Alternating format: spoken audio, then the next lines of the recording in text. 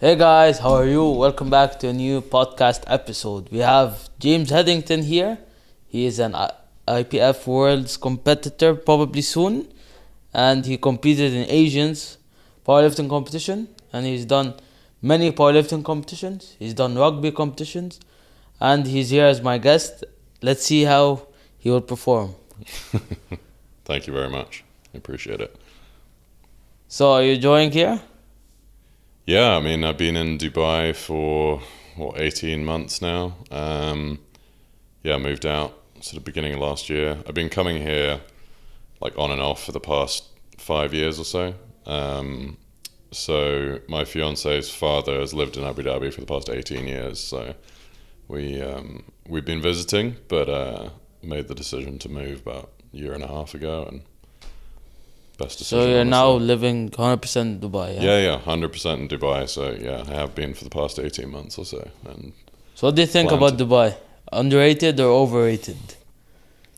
It depends who you talk. I think certain elements of it are massively overrated. People talk about like the nightlife too much, I think, and like the party scene, which is, it's great. You go to brunches, you go to beach club, but it's not like anything special. I but think like it's LA or something. It's not like Los Angeles. It's not LA, but I don't want it to be like LA, because I don't know if you've been to LA recently, but Never. it's I've never been to America. I've been to it's- London once, and I was like, after 8 p.m. in London is not like after 8 p.m. here, if you Yeah. noticed. No, That I mean, was- so I'm it's going different. to America in 2 weeks. My fiance is American, so we go and see family there sort of every now and again. But I mean, look, there's a reason that I'm here instead of the US. Like, the US is a bit of a mess right now. There's lots of crime. The economy is not great. It's not what it once was. So I think one of the best things about Dubai is how safe it is. You know, I can. Yeah, Like, that's yeah. the best thing. No, you I can can- leave. I can leave $1 million in my car with my doors open, Yeah. with the car keys inside, and I know if I leave it for the whole day, nothing will happen. I mean, I'll give you an example, right? I went and bought a brand new MacBook Pro from the Apple Store one time, and then I went straight to lunch with some friends. Got distracted at lunch, and I just walked out at the end of the lunch, and I left the MacBook Pro just like next to the table in the restaurant.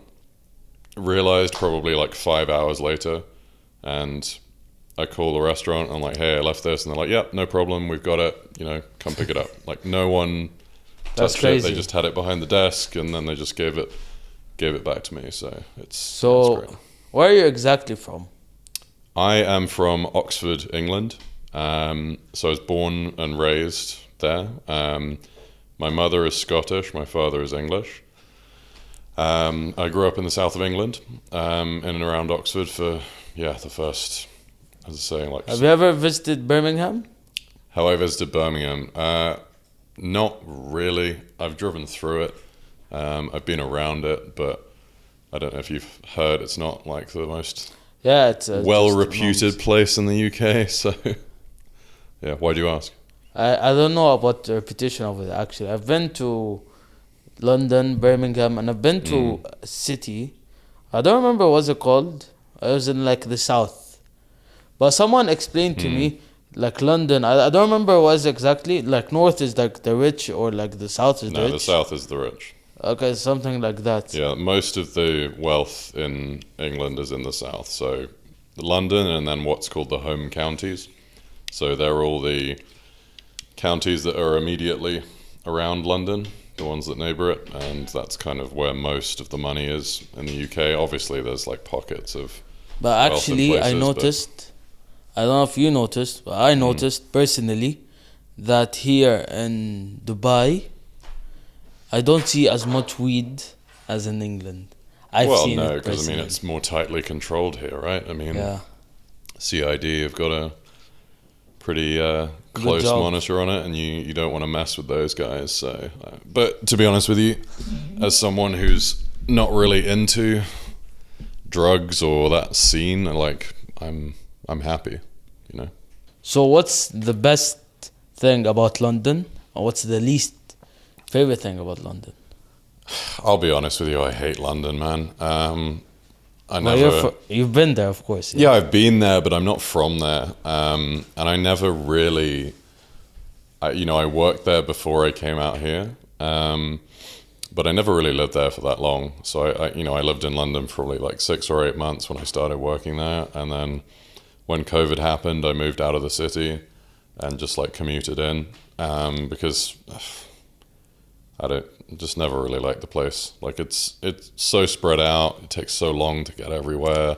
So many people everywhere. It's dirty. It's dangerous. Blah blah blah. Like, I noticed couldn't be bothered with that. it's the trains there is way different. There's like I don't know, like hundreds. And I can't memorize them. And Yeah, I mean, that was the other thing that sucks is that I'm tall, right? I'm 6'4", and then you have to always. I can't stand up in the tube. So it was a total waste of time for me. I much prefer New York. So I lived in New York for about 2.5 years before COVID, and I much preferred that, to be honest with you. It was much more my So style. what do you think? Did you see a change 2010 and 2015, 2020 with London? As I say, I wasn't really there around those times. Of course, like when I you grew up. I visited. grew up in the countryside. I didn't really go to London very much. So, I think, crime's gone up, relative income has gone down. So, like, the city's struggling. It's not. But it has It's a not lot a of great homeless, place. by the way. It's what? Homeless. Yeah. There's. I mean, it's got a lot of homeless. It's not as bad as some places, particularly in the US. I mean, if you've ever seen... US has more homeless than UK. Oh, for sure. I mean, if you've ever seen, San Francisco or LA... I've never been to America. But if you've seen online, like, they have, like, cities of tents and, like, homeless people everywhere. And it's, like, it's a bit of a mess. But, I mean, look, I never really grew up in London, so I don't... So until what age you were in London? I wasn't. Oh, sorry. Oxford was where I was England. from. Yeah. We talk England. So I was in England until I was 23, 24. So I pretty much stayed there until then. I went to boarding school in the UK.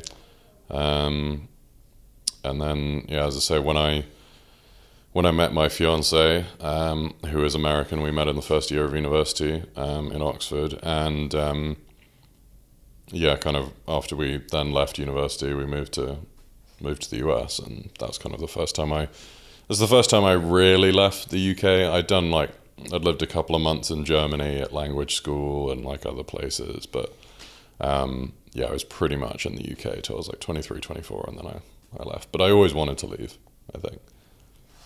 I grew up thinking, like, I need to explore the world, I need to go somewhere else, like, and just the general feeling in the UK that, like, we were once this big, amazing country. Empire. But it's been On a decade. kind of... No, look, I mean, I love the UK. There are certain elements of it. It's home, obviously. Well, I but noticed it's been on the downward trajectory, really. So that's, I knew that eventually I had to get out. But police there is different than here. Like there, if I call them here for anything, they'll come. There it's way different. Yeah, well, the problem is in the UK they don't have enough money. There's not enough police, and they don't have enough money. Our government's been taking money out of the police for years and years and years, right? And I mean, that's probably part of the reason that some of the situations have got worse. But most of the time, if you call the police in the UK, they're not going to do anything. But that's the only thing. But to be fair, it's not their fault. They've got too many things to do. There's not enough of them. I think probably like if someone is rich and he's in UK, has to ask for security. Since if you're calling the police, it depends, because you can be rich and anonymous and you don't need security. Oh, so you'll walk like... I mean, like look, I went to one of the top boarding schools in the UK, right? So I was around a lot of rich people, some seriously wealthy people. And, I'd meet some of their fathers or whatever who were worth several hundred million, sometimes billions of dollars. And nice. Were they humble or arrogant? Yeah, I mean, most of the time, if you see them on the street, you wouldn't know. Really? It's that extreme? I met a guy once, I won't say his name just for privacy reasons, but he's probably fifth or sixth richest person in the UK. So the guy's worth billions, right? And honestly, I ran into him. He was wearing like scruffy jeans and just like a t-shirt and whatever. And I was just like, who's this guy or whatever? Like you wouldn't know, right? I didn't realize obviously he was who he was until he went and, got into a brand new Bentley, and I was like, oh, that's kind of cool. And then someone told me, but no, most like ultra wealthy people in the UK are pretty subtle. They don't tend to, like, I think we have a culture of not being super flashy. It's opposite of Dubai, by the way. Yeah, I mean, Dubai is kind of, it's the opposite. You've got a lot of people here pretending to be wealthy who aren't. Yeah. You got a lot of people renting Lamborghinis and putting XYZ designer brands on, and they've got 1,000 dirhams in their bank account. It's like there's a load of fakeness, but it is what it is. Nice. It can be kind of fun, I guess. You can pretend to be rich for a day. Yeah, I'll do that soon. Yeah. Well, I think my advice to anyone would be, be about it before you talk about it. So nice. Become, focus on action, focus on competence, focus on becoming successful before you talk about any of it. Get to that level, and then when you've made your money, you've been successful, then you start talking about it, then you start buying the cars and all that other crap. I think there's too many people who think so much about the end goal, and they grab at it and they overstretch themselves financing some flashy car and try and buy this and that clothing before and it distracts them from actually achieving. Did you meet any of these people in real life? What, the fake guys? Like the guys who seem like rich, and then they're like the opposite. Yeah, I mean, like 90% of the people you see driving Lamborghinis in Dubai it's bullshit. Like they're rented, and and you can tell. I know immediately when someone's in a rented Lamborghini and they don't own it. I have actually a surprise for my mom, something relevant to that. Yeah, she doesn't know, but I try my best to make her happy. Oh, of course, yeah. No, I mean, for your mom it's different, right? But it's rented. I'm saying it's rented. No, of course. I'm not saying. So here's the thing. I don't think there's anything wrong with going and renting a supercar and doing that, because it's fun. Don't fake it. It's fun, but don't try and like say you own it and try and like act like this whole thing and try and fake it. You go rent a supercar and just say, I rented a supercar for the day. Like, fine, whatever. I think it's better to rent supercars before buying it, so when you buy something related to supercars, you know what to buy. Oh yeah, of course. I mean, but if you're actually going to go and buy one, you can test drive it. Yeah. When you go to the dealership, you can go test drive one, and then that's fine, right? Yeah. So, what are your future goals? What are my future goals? It's a big question. I think I'll divide this short, medium, long term, I think. Fine. Short term, get into this bodybuilding that I'm doing now. You're doing bodybuilding? Yeah, I'm in a little bit of a break from powerlifting because of injuries at the moment.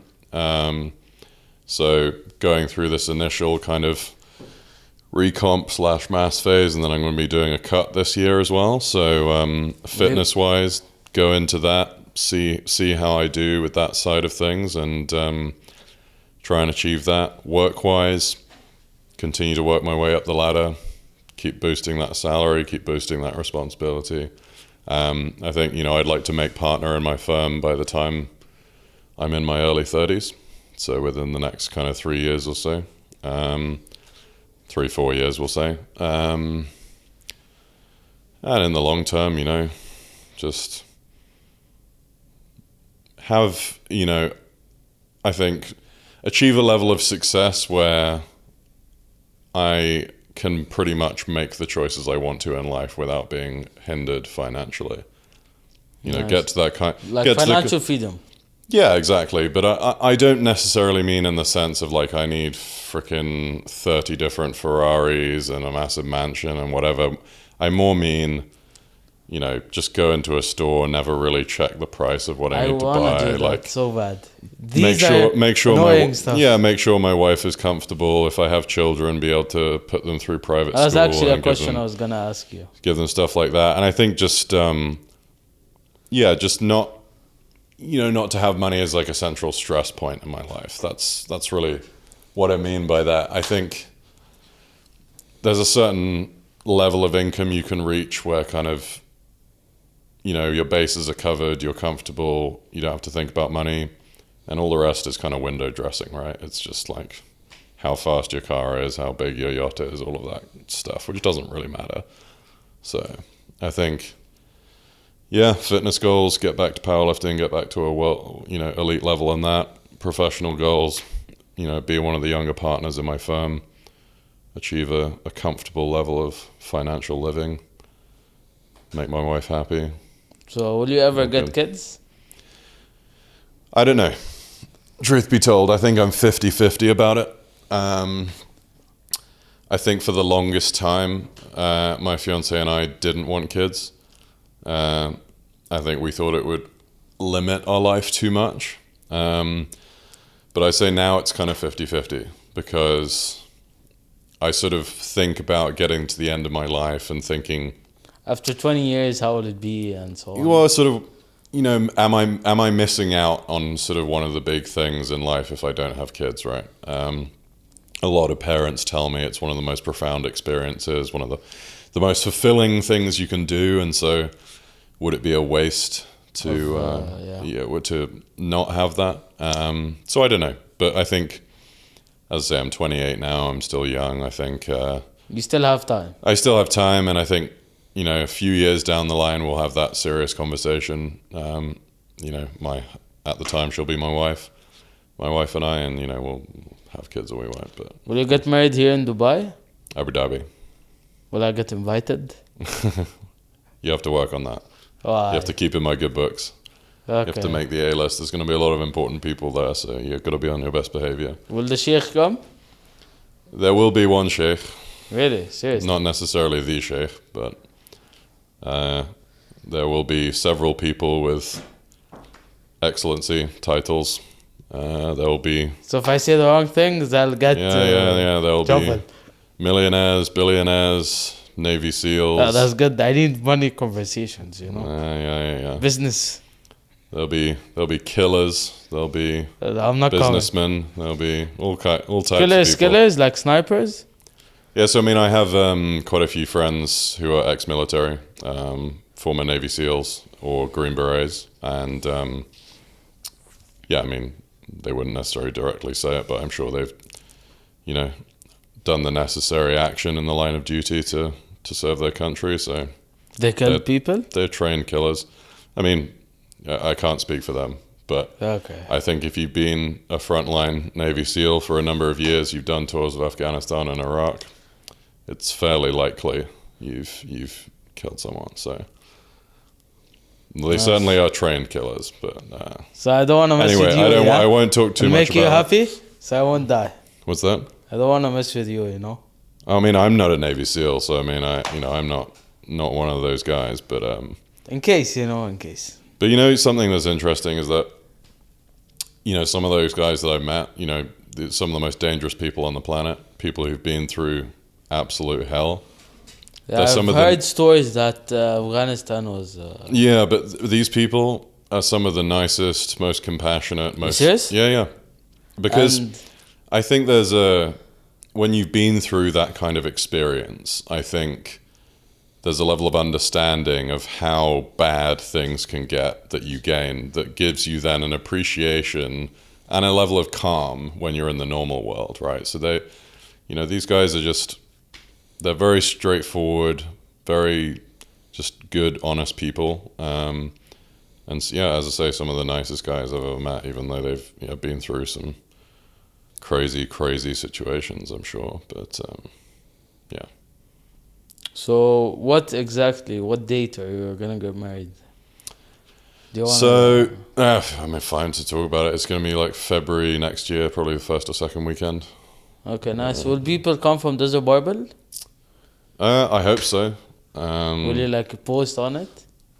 I don't know if I'm going to post about it, but no, I'd certainly like, you know, some of the guys and girls from there. I mean, you know, particularly guys like Pat and Marco being sort of an important part of my life out here. I think, yeah, I'd love for them to be there.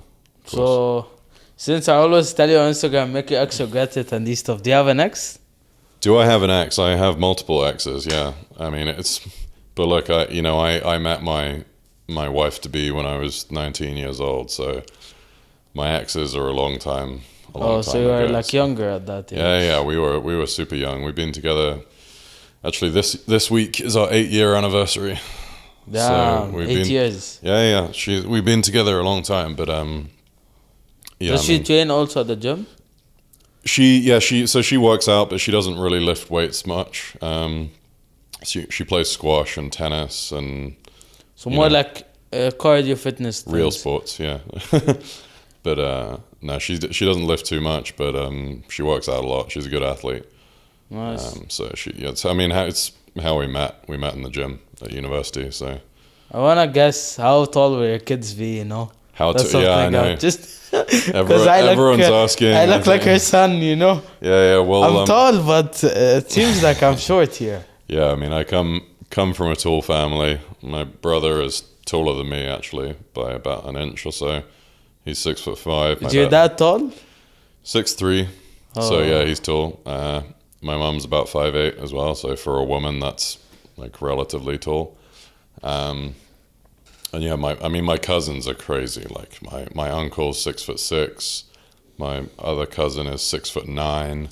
So Both his daughters, like my female cousins, are 6 foot. I mean, that family is crazy. But I think the men of the family are struggling. The other men of the other family, to get the same height, you know, yeah, they need to be geniuses. It's going to be kind of funny at the wedding because my fiance's family are short guys. At least her brothers. I think you need to kneel down. Hi, sir. Yeah, they're short, but they're very smart. So you know they've got the brains, if not the brawn. So, but I think it'll be quite funny actually seeing. What do you think about your parents' opinion on you getting kids? Did they? My parents would love me to have kids. My parents want to have grandkids as soon as possible. They definitely want us to have kids, but just the right time. Yeah, it's just. I mean, I'm the youngest of the family by a long way. Really? Yeah. So my brother is 10 years older than me. So you have nephew and nieces, or? No.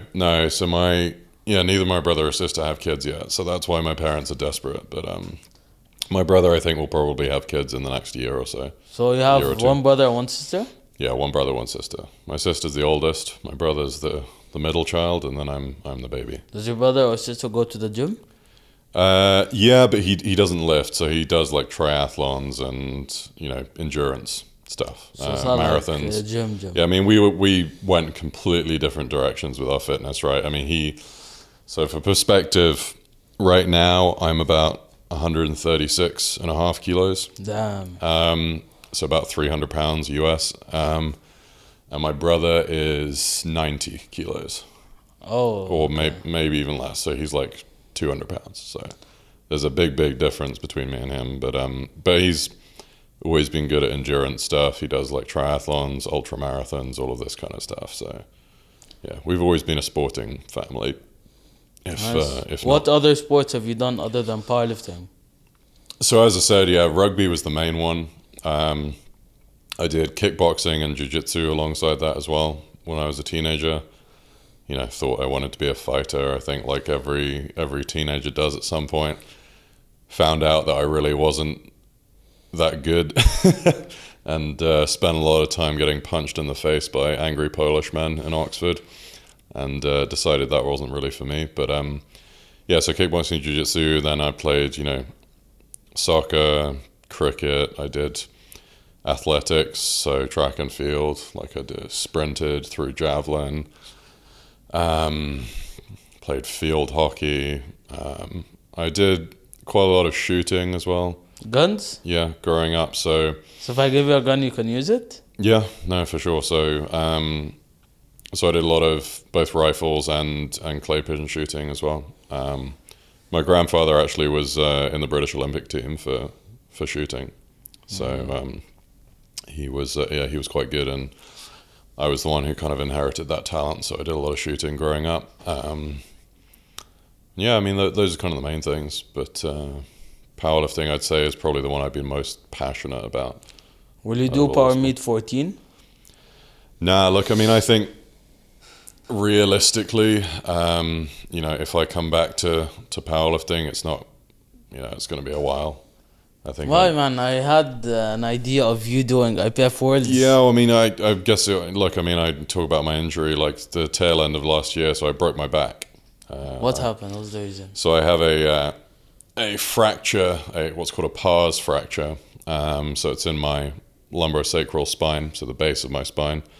And it's basically just repeated extension under load. And What's eventually, the reason? It's a stress fracture, essentially. From it's like just training? Yeah, it was just years and years and years of extension of the facet joint under load. And yeah, eventually it cracked. So now you can't train? No, I can train. I'm still lifting, but I'm not squatting or deadlift. I'm not squatting or deadlifting in powerlifting sense. I wanted to see you do 350. Yeah, I mean, inshallah, right? If I can come back, if I can get it to heal, and I can get to a healthy place, then I will come back and I will be better. And that is still the plan. But I have for now. Patrick still is your coach, yeah?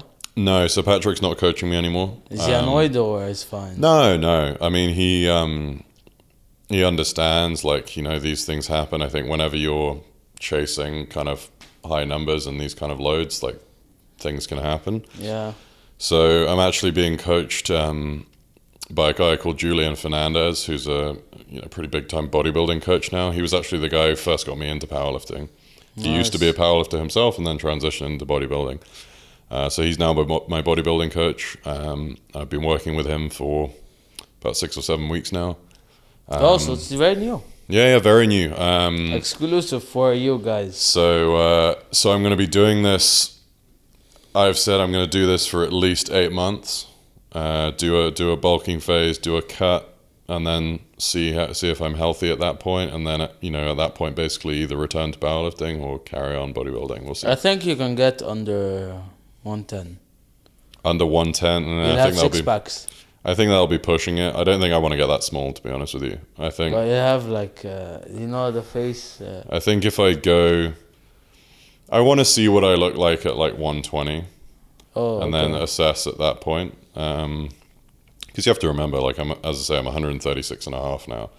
So if I shed 16 kilos of fat, that's quite a lot. And because I'm tall, if I get really, really, really lean, you just look skinny, and I don't really want that. Yeah. So we'll see. Right now I'm taking a break from powerlifting, and so no plans this year or next year. No plans at all at the moment.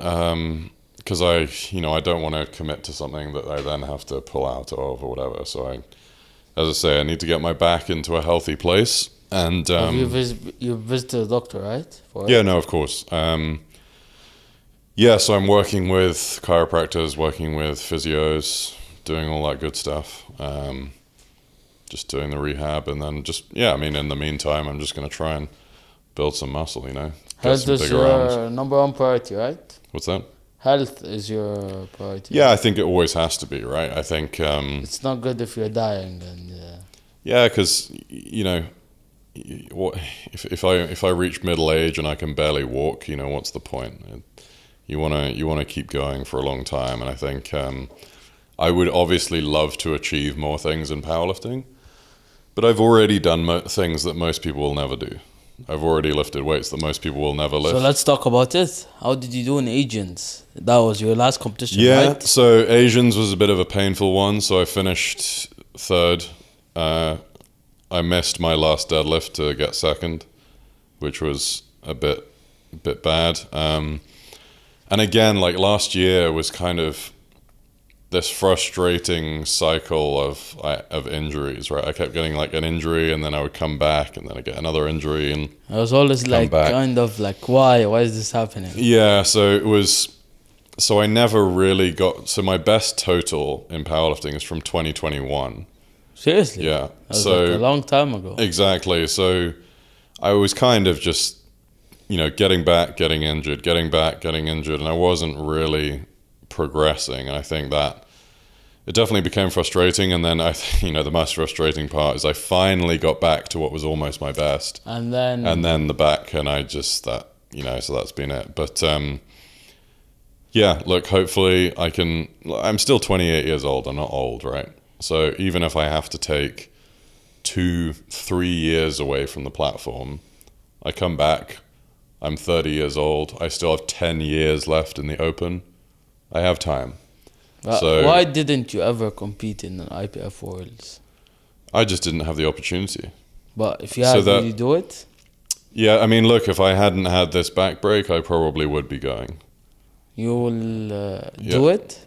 Yeah, if I hadn't had this injury, I probably would have gone to Worlds. So what are your numbers exactly in Asians? So Asians was a 347.5 kilo squat. I'll add it, by the way, so people can see. 347.5 squat, 182.5 bench, and a 330 deadlift, which is not my best numbers. I think you've done 340 at the gym. Yeah, I have. So my best... I'm not insulting you, by the way. I'm just... No, not at all. So my best numbers ever are that 347.5 squat, 185 bench, and a 340 deadlift. Nice. So my best result ever would be a 872.5 total. That's crazy. For an 870 kilogram total, that number is just mind-boggling. 870 kilos. 340. James Hetherington, come on. We're all standing up now, so it's all fine. The entire venue right now is standing up watching this. Come on. 340. Let's go, come Heaviest deadlift ever pulled in desert barbell. Come on, hold on to it, hold on to it. It moves. Come on, lock it out. Slow lock out there. It's there, it's there. Yep.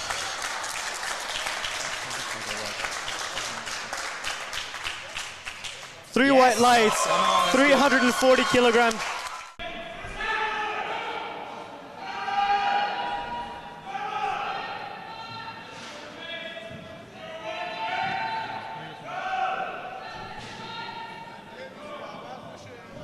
Where they try. You. The no lift. Okay. Silver or bronze? Oh, it's looking good. Yes, yes. It's the silver medal. It was awesome to see, 180. So here we have James Hetherington. He missed his second on, I think, missing the commands. Yeah, I think that was. But he still chose to jump 5 kilos. Yeah. He still chose to jump 5 kilos. And I think he has it. Yeah, he rightfully did so, because the second lift was very smooth. I just felt like let's see this. It was an incredibly fast. Oh, and that's slower, but it moves. Yeah, but he didn't jump the signal at least. Not at all. Let's get it. Come on. Yes. 3 white lights for James All Hetherington. right, yeah, that was completely the right call. And I don't know if you noticed, but I think the head referee almost gave him a little bit longer signal because he had so light touch last time. Yeah, I mean, it's sad because 900 was always the goal. Yeah, really? Yeah, because I think, that there are a lot of people now with 800 plus totals, but the number of people who reach 900 are less. And is 1,000. There's people 1,000, but there's people 1,000. I mean, but if the guys 10. totaling 1,000, really, they're either, they're either on steroids or they weigh like 170 kilos or something. So I don't know if 1,000 was ever possible, but 900 was definitely possible. So, I mean, and that is definitely motivation for me to try and come back, to try and get that 900. Do you think you can ever do 1,000? You'll be Hulk. I don't think so. Maybe if I hopped on a lot of drugs, but no, 900 in my head was always the number that if I hit that, then I would be happy and I could leave powerlifting. So I think that coming back for that would definitely be the dream. But whether it happens or not, we'll see. What was your hardest competition ever? I think in a way it was the hardest competition was probably like my best competition when I hit the 870 at Desert Barbell. Army 12? I can't remember. No, it's the Desert Barbell Classic in 2021, the one that it was invite only. So it was... I wanted to see it, but I was told I couldn't. Yeah, so it was basically the top competitors from the power meets, and then they invited a bunch of wild cards, and I was one of the wild cards. So the story behind that was I was thinking about moving out to the UAE, so I'd come to visit in September, trained at Desert Barbell, met Pat and Marco. They're amazing guys. I think the first day I walked in, they were like, oh, here's this guy, whatever. I hit like a 325 squat or whatever, and they were like, oh, this guy can lift. Dangerous, you know? Yeah, we got chatting, and then I went back to England, and probably a month later or whatever, Pat just messaged me on Instagram and was like, hey, you know, we're doing this, you know, competition in December. We're going to invite a few wild cards. Did you win? Did I win? Of course I won. So... No, I didn't win the points, you know, the good lift points or whatever, but I was the highest total, which is, you know, that's what matters really. I want to say something that actually pissed me off. The guy who competed, when I competed with you, I remember Power Me 12. He was on steroids. The guy from... Yeah. You knew, like I knew. I even said it, but no one heard. And Dalia noticed, he's like, shh, don't talk about this. To be fair, I think in that meet, they didn't count his results. They let him compete kind of as a guest lifter. But he isn't natty, yeah? Do you agree? I mean, I don't know who you're referring to specifically, but they were the guy from Bahrain. Yeah, no, 100% not natty. But his biceps is like... I mean, it's impossible. But it's fine. I mean, I don't think they counted his results anyway. And if you notice, that was the reason why I went slightly above him on the squat and the deadlift. You even won him, yeah? Yeah, because I wanted to make sure that he didn't get any of the records. And even if he's on steroids, you still win. Imagine that. I waited for him to put in his squat. He put in 337, so I said, okay, I'll do 340. He put in 335. I said, okay, I'll do 335.5. And so I just wanted to make sure he didn't get any records, and he didn't because... But he knew he's on steroids? Yeah, 100%. Why don't they say? I mean, I'm not going to get into that. You know, like some people, you're on steroids. I'm like, yeah. Like they'll tell me, yeah, 100%. Yeah, no, of course. And some people are like, no, I'm natty. No, look, I mean, I'll say it straight up. I think if you're on steroids and you compete in natty powerlifting competitions, you're a pussy, and that's fine. But because it doesn't really make any sense. Because you know, powerlifting, you have non-tested competition, right? And you're just cheating. You can take steroids and go compete in powerlifting. It's not a problem. And especially when people do it at like local level meets, it's like... It's like useless. Yeah, it's like, who cares? Congratulations, you beat a bunch of like 20-year-old natty guys. Like, who cares? Actually, it makes me feel bad for the people that are natty. Yeah, but you know, it's just something you have to deal with. But for me, I think it just... Because I've competed against guys who I know are on steroids a lot of times before, and you still win them. Yeah, it adds to the satisfaction when you beat them. Yeah, because you look them in the eye and I'm like, you're cheating, and you still lost. So, did they get pissed? Yeah, of course they do. Because I tell them straight to their face. Did it ever happen as a fight? I even said it to that guy. I was like, "How's the juicing going?" And yeah, he didn't appreciate that. But you know, it is what it is. I feel like their ego gets...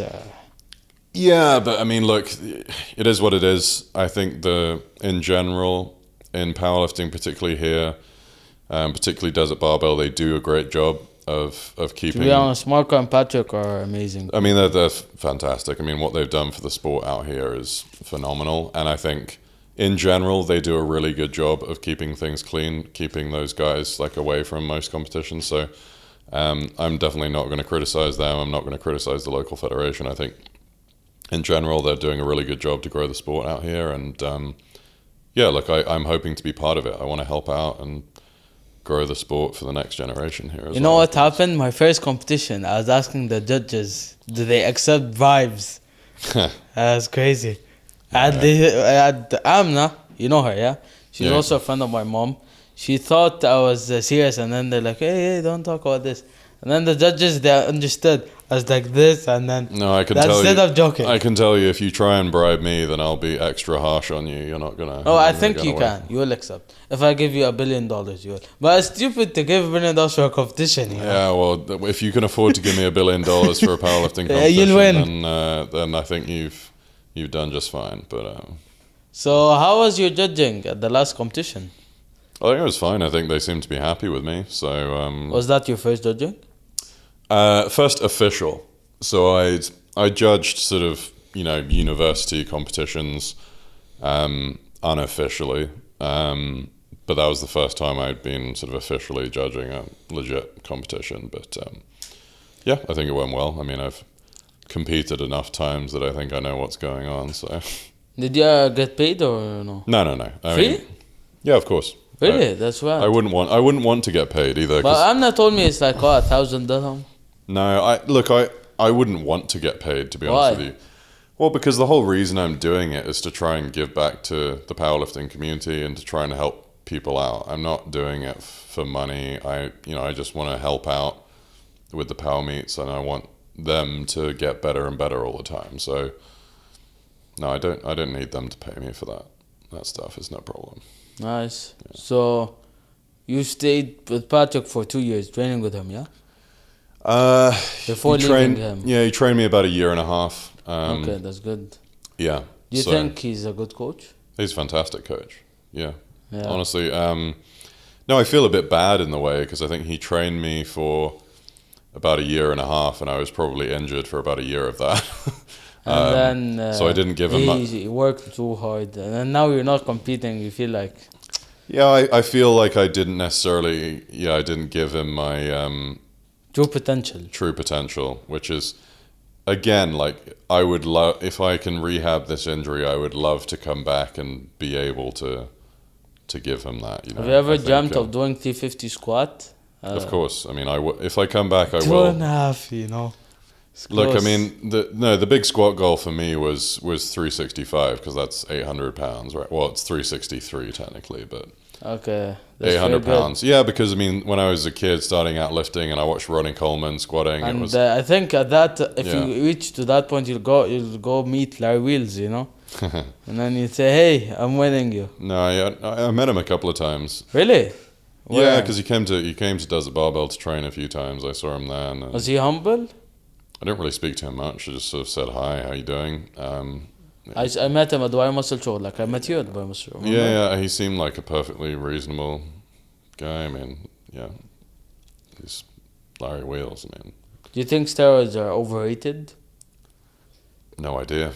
I've never taken them, so I don't. I mean, people know. Think it's like this. It's not like this. Yeah, look, I think guys I know who've were natty for a long time and then they hop on, like it's 100%. It definitely helps a lot and can make you achieve things, but it's not everything, right? And there's a reason why when you look at, for example, non-tested powerlifting, the guys who are at the top of that, like John Hack, he was at the top of the IPF before. He was very, very, very good. He was a world champion natural, and then he took stuff. And so it's not that surprising that he's then at the top of non-tested. So you need to have... If you're at the top of natty, you can still be at the top of unnatty. Yeah. But if you're bad at natty, you can be good at but you won't reach the level. If you're bad naturally, you'll be bad on steroids. No, you might be better, but it's not the huge You'll difference. be better relative to yourself, but Exactly. in terms of competing in the non-natty field, you're probably going to be in the same place, right? So, the guys who start taking steroids thinking that they're suddenly going to turn into this like phenomenal world-class lifter, I mean, like, forget it. So, what was your greatest achievement in your competition? My greatest achievement, I don't know, to be honest with you. I don't know if Like I would something point to... like you wanted to get, and then when you got here, like, hey, I'm happy. I think honestly, when I first totaled over 800, I think that was a big moment. Nice. Because I think when I started powerlifting, I never imagined being myself as a guy who'd total over 800. When did you do it? I totaled over 800 a long time ago. 2019, maybe. And you've been training for 10 years, yeah, as you told me? Yeah, well, 12 years now. Oh, so, yeah. not powerlifting for 12 years. I've Not been like powerlifting for about 7 years. And then general gym for sort of 5. Yeah, I started when I was 16 years old. Oh, that's good. Yeah. What made you start? Rugby. Rugby players, most of them, they train? Yeah, I mean, rugby, you want to be, generally speaking, you want to be big, strong, fast. So lifting is going to help you. I mean, basically all rugby players lift. So, yeah, that's why I started, just because I wanted to get bigger for playing rugby, and then it kind of just grew from there, right? Yeah, as I say, I met my first coach in my local gym. You know, I was just kind of lifting generally, and then I walked in and I saw this guy who was like smaller than me, and he was like deadlifting 250 for reps, which isn't crazy now, but back in the time, no one was doing that. It's like you seeing the guy who does 100. Back in like 2000, this was like 2014, 2015, like the sport was nowhere near as big, and like no one was doing that. So I saw him and I was like, oh my God, like this is amazing. And yeah, so I got inspired, and that's when I started. But yeah, 12 years now. So, any last messages for people? I don't know. I mean, I would love to say I have fans, but I don't think I do really. Not yet famous? No, I'm not famous. I'm not really anyone, to be honest with you. I'm just a guy who's lifted heavy weights and enjoys it, and likes other people to enjoy that as well. But I mean, like, let's say gym advice. Just be incredibly consistent. You know, the best program is the one you follow, the one you adhere to. I think for young people as well, don't be afraid to take it seriously. It sounds weird, but I think there are a lot of young guys who kind of like do this and that, and they're like, yeah, I kind of powerlift, and yeah, but I'm not that serious about it, and whatever. Extreme, like that vision of we're gonna achieve this. Yeah, but like if you're passionate about it, if you love it, just focus, go, do it. Because I can tell you, like, nothing feels better in life than just getting up in the morning and getting after it and just chasing the thing that you love doing and what you're passionate about, and just doing that day after day after day. I mean, it's fantastic. So yeah, be consistent. Do you Don't think be afraid it's to a be difference training at Desert Barbell than training at the other gym? Oh, for sure. I think if you're serious about powerlifting, it's the best gym in Dubai. It's look, I've trained at gyms all over the world. I've trained at gyms in Germany, America, England, blah blah blah. What do you notice that at Desert Barbell? It's the culture around it. It's the people. Like the entire atmosphere is everyone's supporting each other. Everyone's getting after the same goals, and it's infectious. If you go in there, you want to push yourself, you want to be better. So yeah, I feel like sometimes I've been going to a gym, I was pissed, and then I'd leave happy. Yeah, you go to a commercial gym, like most people in there are just business, douchebags and stringer vests, and like no one's really doing anything. Is like a family. Exactly. So yeah, I mean, if you're into powerlifting, go to Desert Barbell because it's the best for sure. Okay. And, Thank you very much for being my guest. No worries, man. You enjoyed the podcast? Appreciate it. Yeah, it's a new experience. It's good fun. Nice. I hope that in the future more people will invite you, by the way. We'll see. You'll become famous. Maybe this will be the beginning of my rise to fame in Dubai. Yeah, guys, so that was today's episode. I hope you guys enjoyed it, and enjoy your day. See you guys later. Bye.